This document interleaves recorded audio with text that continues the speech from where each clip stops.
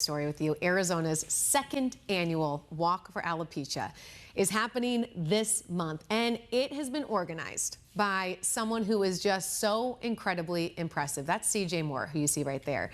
He was diagnosed with alopecia when he was only 8 years old. He joins us now live in studio to talk about how you have taken what was given to you at such a young age, alopecia. I mean, who at 8 years old wants to start losing their hair? And you've turned that into something that is so incredibly inspiring. But take me back to that 8-year-old CJ, when this was first happening to you. Did you even really know what alopecia was? I had absolutely no idea. I mean, I got a haircut. I saw I had a dime-sized bald spot back in my head, and then I talked to my mom. I was like, what's this? And then all of a sudden, weeks go by, more hair starts falling out, more hair, more hair, more hair.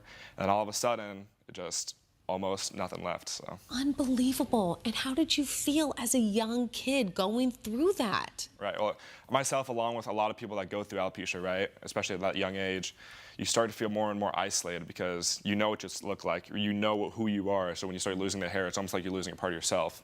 And so with the awareness that I'm trying to do is that it's not just about hair. There's so much more to you, and there's so much more that we can do to prevent all the bullying and just spread awareness about alopecia itself. Okay, but CJ, that's what's so oppressive about you, because really this diagnosis and what you have been dealing with since you were 8 years old could have eaten you up. I mean, you're right, you're talking about the bullying. I remember you told me that you were so nervous that your hat would fly off at school because kids would see your bald head. But it seems almost like this diagnosis, rather than eating you up, almost propelled you. I mean, this has taken you all the way to Washington, D.C. You have now become the only walk in Arizona for alopecia. You started that last year, and it was so successful. What happened last year at the walk? Yeah, well, again, I want to say thank you so much for helping me promote the walk. But the walk last year, we had our community from my high school, community from other alopecia and Arizona coming down. We had some legislators. We had everybody at the walk. We had about 80 to 100 people, raised so much money, and it was such an amazing event, especially for the first year. And how it all came together, it was an overwhelming success to the point where this year, Phoenix is a national site. So, dude, this is because of you, CJ. Right. No, it's because of the community. Oh, exactly. That's so true. That's what we're trying to do. It's inspired by you, though.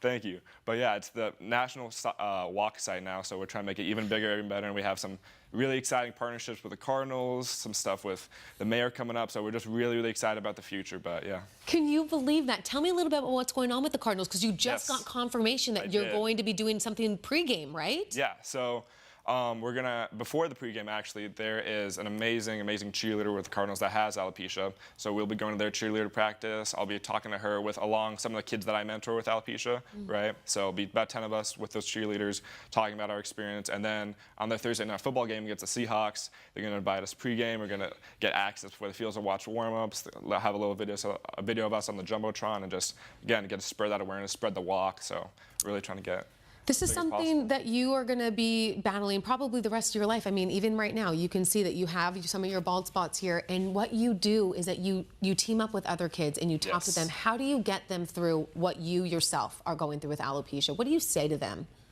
Right. Well, the thing that I always went through is I had to understand that there's more to myself than just my appearance. And I feel like that's a journey that a lot of people go on. But when you have alopecia, it's even heightened to this next degree, right? So when you start to realize that there's more to me, I have so many great qualities, I can do so many things for other people, and it starts being about the community, then that's really when I started to grow. So when I talk to these kids, it's more about accepting yourself and what we can do for other people to help bring everyone up. It's unbelievable. Okay, so the walk is happening in September. Give me the date again and the time, because I know that if you're listening to this, we've got to get involved and we've got to help out. So I would love for everybody to come. It's going to be September 27th at Mesa Riverview. It opens at 8:30. First steps are going to be at 9:15 in the morning. So how can people get involved? Do they just show up, or do they need to go online? What do they need to do if they want to be part of this? They can show up, or you can also go to naaf.org/walk. You can look up the Phoenix Walk. You can also donate. Donations go to help fund resources for people struggling with alopecia, as well as getting more funding for potential treatments and cures, because again, there's no treatment for alopecia. So that funding, those donations really help a long way. Or if you just want to register, come walk. We'd love to have you there. It's going to be a really big event. So yeah, I'm really excited. CJ, we are I've been so impressed by you and your story, and you are such an inspiration to people who go through any hard trial, any hard thing. You are like living proof that you can turn it into something so good and help other people. We're so lucky to have you in our community. Please go out and support Jen as we send things over to you.